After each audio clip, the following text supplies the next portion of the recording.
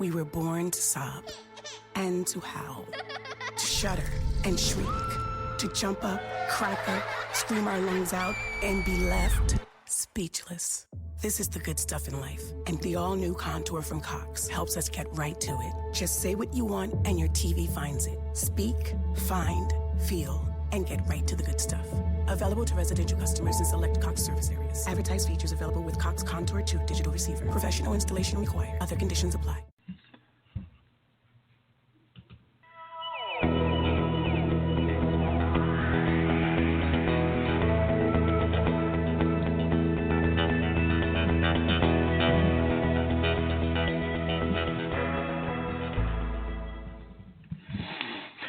Hello and welcome to the Success Showcase. I'm your co-host Eric Lopkin from the Modern Observer Group.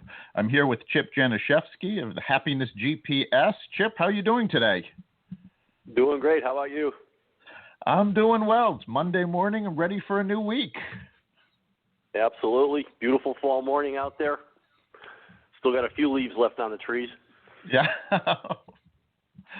Yeah, I woke up this morning, sun shining through the colored leaves. It was beautiful. Absolutely. For those of you who aren't New England, you should be this time of year. Well,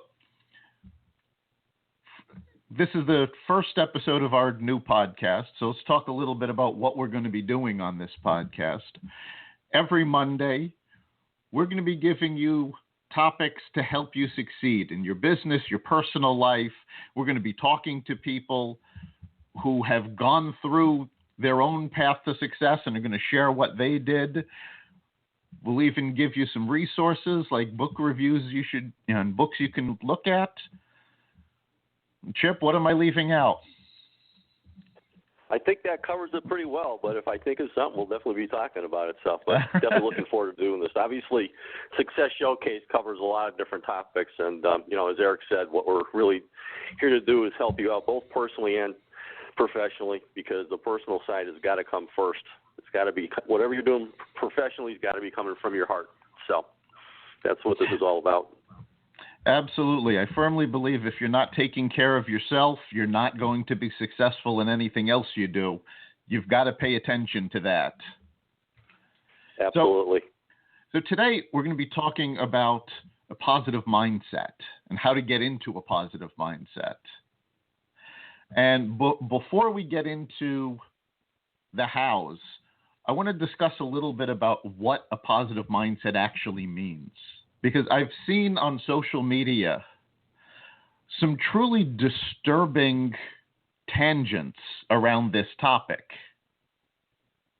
And people are starting to take having a positive mindset to mean that you're deluding yourself and you're not paying attention to the challenges that you're going to face. And that's simply not true. Go ahead. Yeah, I totally agree. I mean, there's a stigma out there that it's not okay to like yourself and that kind of thing. And, other people's expectations that you always got to be serious about things and that kind of stuff. And the bottom line is, if you don't like yourself and if you're not working on yourself, how can you possibly give your best self to the rest of the world? And that's all that you have to give. So it is so important, and it is okay to look in that mirror and smile and like yourself and love yourself and just give it your best. And that's really what this is all about. So, right, and having a positive mindset isn't ignoring what's going on. You still have to be aware of the challenges that you're facing and the difficulties that there are. But it's the way to look at those challenges. I mean, I saw one. Right. I saw one conversation online where someone was asking a question about how they can deal with the slow days in their business. They own a retail business. Certain days they don't have the traffic. And somebody actually put, no, you have the wrong mindset. No day is a slow day. Well, that's not true. The reality is people do shop in certain patterns, and you have to deal with that. The mindset part isn't saying, no, I don't have any slow days. It's how are you going to handle it, and looking at it as an opportunity to grow rather than a problem. Yep, absolutely. Chip, what tricks do you use to get and keep yourself in a positive mindset? Well, what I do when I teach people this, because I teach positive mindset as being really the foundation to a happy and successful life. The reason that I actually branded myself the Hapoiness and Success GPS is that there's a lot of miserable people out there because they're just going after the material goods. So the foundation for everything has got to be this positive mindset, which is a choice. And that's what I tell people. Wherever you are in life, as far as your mindset goes, is your choice. If you want to choose to let the outside world and all the influences and expectations and that kind of stuff that you have no control over run your life, that's your choice. It's also a choice to look in the mirror and say, I'm going to be positive and take control of my life. And a couple of ways to do that. There's a couple of tools that I teach. Number one is a victory log, which is just sitting down with a sheet of paper and writing down every great thing that's ever happened to you in your life, all your accomplishments, and the next time you are feeling down, take a look at the pages that you've just written. And number two, which I'm sure most people have heard of, is a gratitude journal. And that's just writing things down every day that you are grateful for. And the key to maintaining a positive mindset is to come from that aspect of gratitude. Whenever you're feeling down or having negative thoughts, just understand that you really don't have control over those, and most of them are basically misconceptions. And if you can just overpower that with a positive thought about a family or a fun experience that you've had and just get into the habit of thinking positively, that's how you stay a positive mindset. And gratitude is the key to doing that. If gratitude is very important, just being thankful for what you have rather than being upset about what you don't have is a major shift. I want to go back to what you were talking about, mindset as a choice. I've often used this as an example because people will tell me, oh, no, it just happens. Like, these things don't happen. And I use this example. You're driving in a car, busy street, but it's a good neighborhood. You know where you are. Somebody cuts you off. How do you respond? And most people will tell me, oh, I get mad, I'll yell, I get very upset. That can ruin my whole day. Now, think about it a little differently. Same situation, but you're in a bad neighborhood where you know things are dangerous. Are you still going to start yelling at the driver in front of you when you don't know what can happen? And most people, well, no, I'll restrain myself because it could be dangerous. Bingo, you have just chosen your mindset. People do it all the time, but they don't realize it. And making that choice is so important. Oh, it absolutely is. And I think, part of the deal is just realizing that we do that. I mean, we are creatures of habit. And, I mean, you bring up a great example. Obviously, driving is a very, very easy way to just automatically set yourself off. I know that I'm guilty as charged, and but it's it's a great example. But that's really what it is. I mean, you do own your reactions to anything, and if it's automatic reaction and it's a negative thing, it's something that if you make yourself aware that you're doing that, then you can work on changing that habit into something more positive. And that's a great way to put things into perspective as far as where it happens when you're driving. Yeah, we all make these choices every day, and it's important that we start realizing where we're making the choices and take a conscious control of them. I mean, there's an old saying, it's not how many times you get knocked down, it's how many times you get back up. Yep. And you're going to get back up no matter which way, no matter what happens. It's just the attitude with which you get back up. That's it. So. Now, you mentioned the use of journaling, both things you're proud of and a gratitude journal. Yes. What have you done with your clients to help get them ready for that? I mean, a lot of people go, oh, well, I know, they'll do it for a day or two and then they'll put it aside and not get back to it. And it's really important that you do it on a regular basis, isn't it? Yeah, especially the gratitude journal. I mean, the victory log is real. It's a one-time thing that you can add to because obviously you're not going to remember everything in one day. And but the gratitude journal is something that either at the beginning of your day or at the end of every day, it's really important to just write down a few things that you are grateful for and then just reflect on them. You know, the way that I do it, I'm a spreadsheet nerd because you can sort things. So I have a 2-column gratitude journal. Column 1 is the date, and then column 2 is just writing something in there every day. So I have it chronologically done for the last few years. But it's really so important to do that. And one of the things that I teach people to do when I'm talking about developing and maintaining a positive mindset, I have a favorite book out there that's called A Complaint-Free World, and it's written by Pastor Will Bowen. That's Bowen. And the premise for him is, what if the whole world stopped complaining? And the book itself and the Audible book is amazing. And if you go to acomplaintfreeworld.org, you can actually, or complaintfreeworld.com, I'm not sure which one it is, but you can actually go in there and order the book. And what he's done is, in order to get people to stop complaining, he's actually issued a 21-day challenge, complete with the purple bracelet, where you have to switch wrists every time you complain. But what you have to do is go 21 days without switching wrists. And he talks about the 4-step process from going from any bad habit to any good habit. And the 4 stages are, number 1, the bad habit is called unconscious incompetence, where we are automatic complainers. Number 2 is you say, okay, I'm going to take this challenge chip and I'm going to kick it. And after 10 minutes, you've already switched the bracelet wrists 5 times. And now you have reached conscious incompetence, where you realize that you have a bad habit. Stage 3 is where you're working on it with family and friends, and you sit down for dinner one night and you say, how was your day? And nobody says anything because they don't want to switch bracelets on the wrists.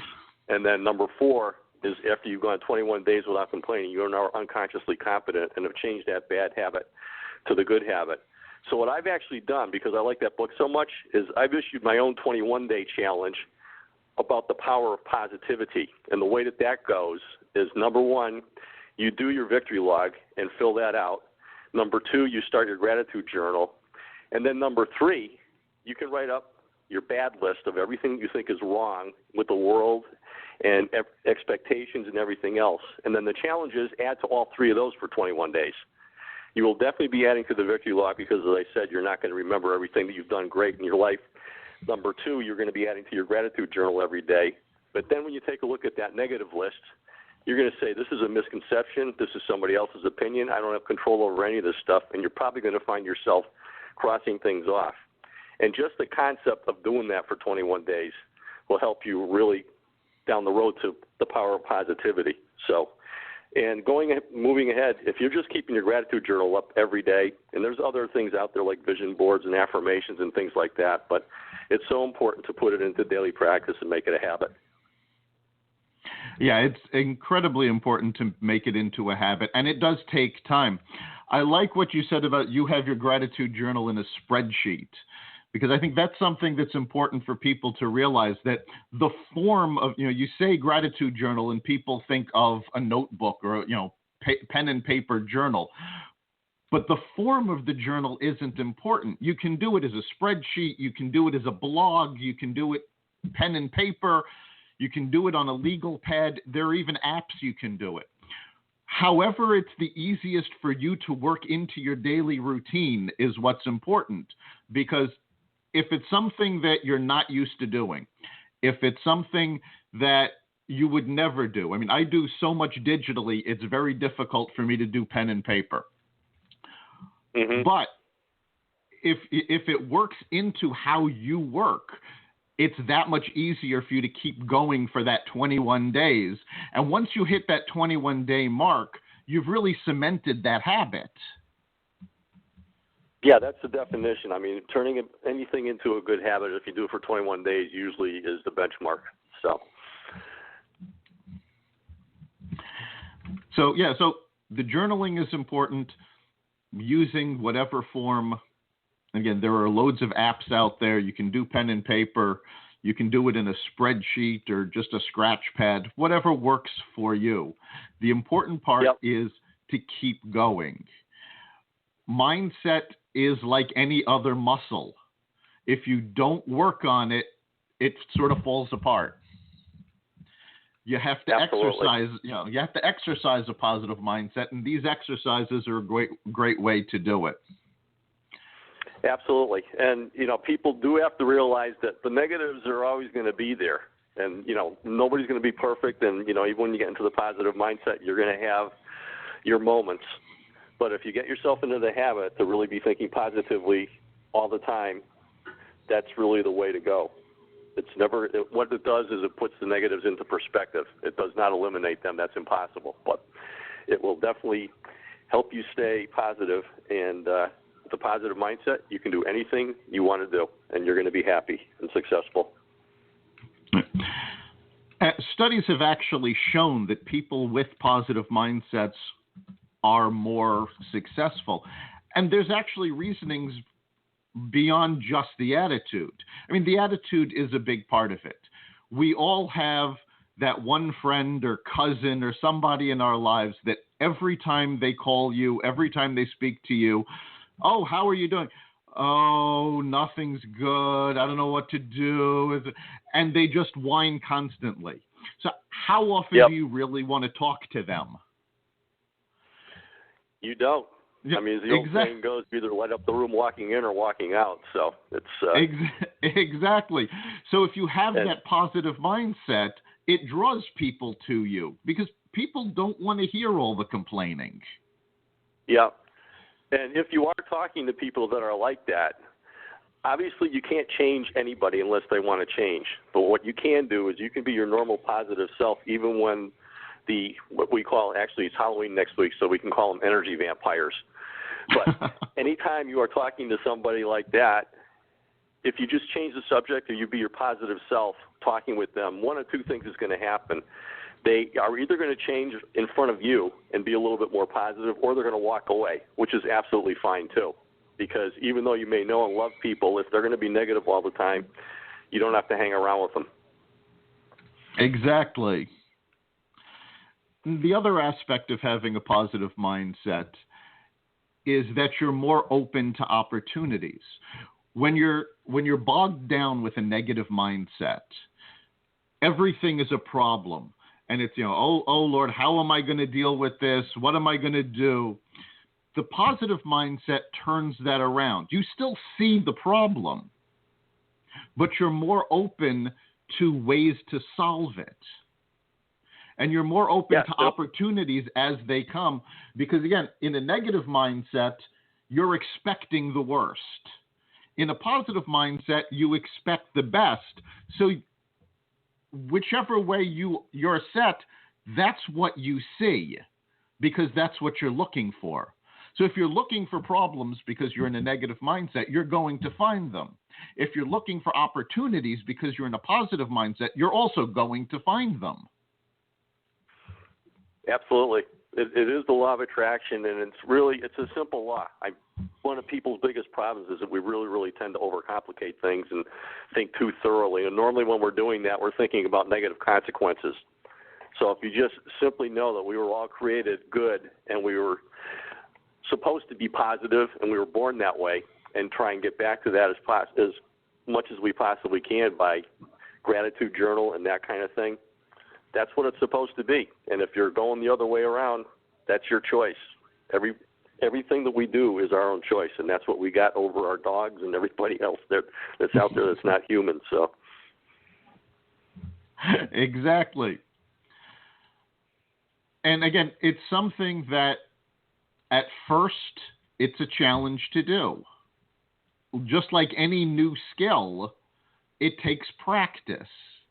And there's actually a science behind this, because when you create an action, your brain actually forms a pathway for that action. If you don't do the action on a regular basis, that pathway deteriorates.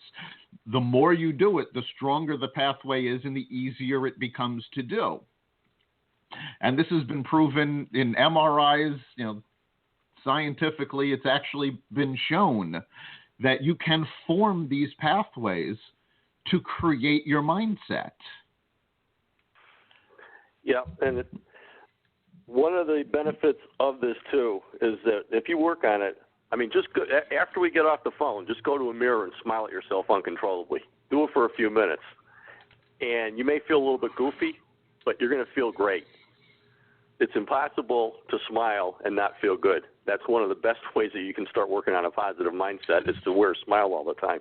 When you're walking down the street, start smiling at people. If they look at you like you're crazy, at least you made their day a little bit, and you feel good doing it. So it's an easy thing to do, but it's an easy thing not to do because we're just kind of like programmed not to do that kind of stuff. But it's okay to be fun and wild and crazy and just do that kind of stuff, and people are going to appreciate that in you. Absolutely. A smile is a very powerful thing. And the fact of the matter is, even if you're talking on the phone, if you're smiling, the other person can hear the difference in your voice that comes across when you're smiling. Because when you're in a good mood, you smile, the reverse is also true. Forcing yourself to smile brings about that good mood because it's all tied in. And that's something that you can always do. You don't, things aren't great this morning. You woke up on the wrong side of the bed.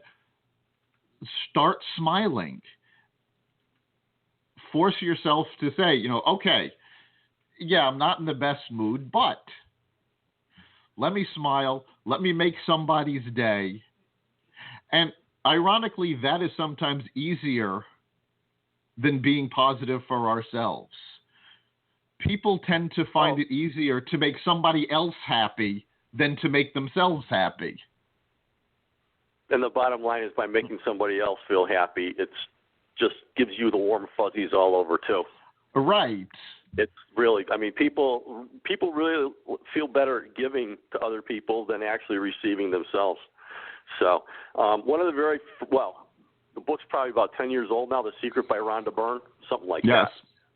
And she talks about, just different habits that you can do on a daily basis. And, she automatically just gets out of bed, and as she's just walking across the room, she's saying thank you to herself, or when she's walking down the stairs. And you can get into these subconscious habits to just kind of be thinking that, and that's a great way to fuel that also, is to just constantly be saying thanks to yourself, or have what she calls shifters, which are images and thoughts of positive things. Anytime something negative comes up in your head, you automatically just go to, maybe a picture of your family. I have a calendar hanging over my desk here that's got pictures of family that I look at all the time. It's great. My wallpaper on my computer. And if you put these things visually in front of you and they're in your thoughts all the time, it's pretty easy to overpower a negative thought. So it's just something to work on. Yeah. You mentioned The Secret. And I want to bring up to our listeners, The Secret is actually based on another book that was published in 1910 called The Science of Getting Rich. Waddles. Yes. And you can actually, if you Google The Science of Getting Rich, the book is in the public domain. You can actually download it for free. People have taken this book and done amazing things because Wallace Waddles was ahead of his time. He was using the laws of physics to describe how to become successful before these laws were even discovered. So I recommend, if you can, read that. The Secret is a great read. If you're a more visual learner or more auditory, The Secret is available on Netflix for you to watch. But all of these give you that boost.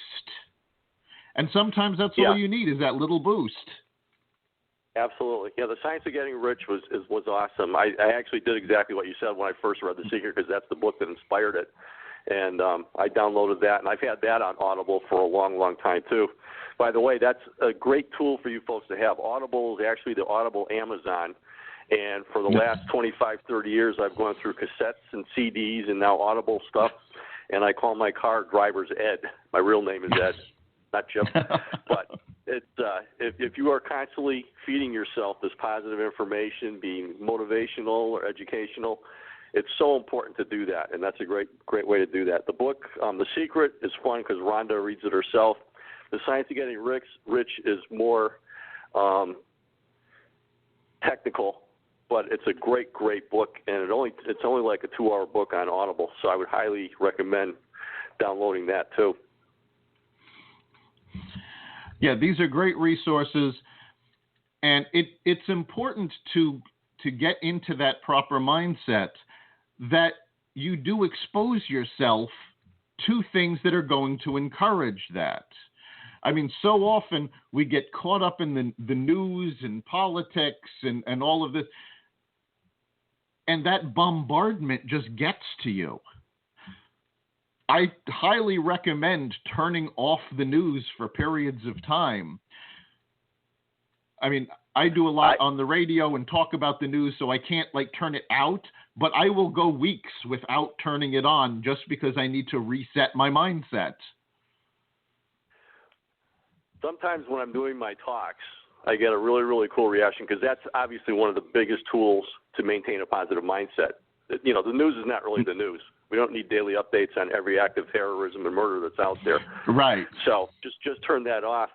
So I throw out to the group, I said, what would happen if all of a sudden the news was canceled for 2 weeks? What would that do for the world?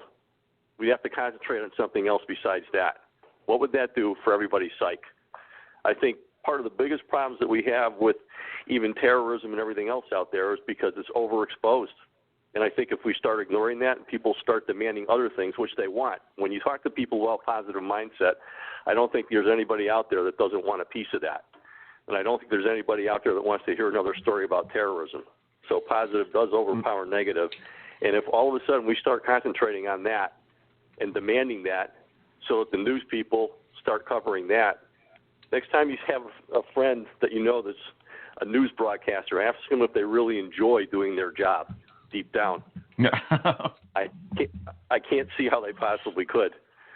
So, but that's, you know, again, it's just putting things in perspective. We're bombarded with all this negative stuff and all this other thing and the way it should be, and it's really nobody's fault. It's just the way things have always been. But that doesn't mean that we can't say I'm taking charge and I'm going to be positive and I'm going to start sharing my positivity with other people and changing the world one person at a time, just 1 minute at a time. And that's what it's, you know, we can do it. There's studies about that too, where if you just have 1% of the population concentrating on something, you can change things amazingly. Yeah, and that's very important. It's great that you're in a positive mindset, but share it. The benefits, it sort of creates a feedback loop. The more positivity you share, the more comes back to you. And it's a great way to maintain the mindset, a great way to spread a positive mindset. And you'll see more gets done when you're in a positive mindset. You enjoy life more. And isn't that what it's all about? It absolutely is. It is what it's all about, and it's what it's meant to be about. So we've just got about 2 minutes left for this, so we'll start wrapping up. Chip, is there anything you want to wrap up with and make sure our audience has as a takeaway? Go to that mirror and smile at yourself. Do it often. Absolutely. Your mindset is your choice. You can choose to have a positive mindset. You can choose to have a negative mindset. When you choose negativity, you attract negativity. And do you really want to spend your life that way? Your entire life connected. Your work, your family, your friends, everything affects everything else. And the more positive you can be, the more that you can spread that and the more success you'll enjoy. And the more people will enjoy being around you. So absolutely. This has been the Success Showcase. We broadcast live on Blog Talk Radio every Monday morning at 11 a.m. You can catch us both live and on demand at blogtalkradio.com/xvadio. And you can also catch us on demand on the iTunes Podcast Network. Chip, it's great having you, and we will see you next week. On Halloween. Have a great week.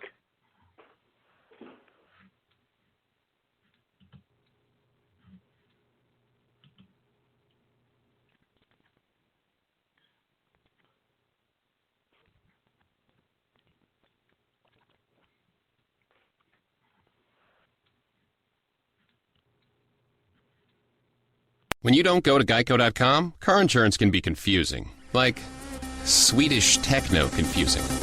Bark, bark, meow, meow. Dance with me, purple cow. Bark, bark, meow, meow. Ooh, you lovely cow. Geico makes it easy. With 24/7 access, all you have to do is go to Geico.com and you could save money on car insurance. It just makes sense. Unlike, Dance with me, purple cow. I like your moves.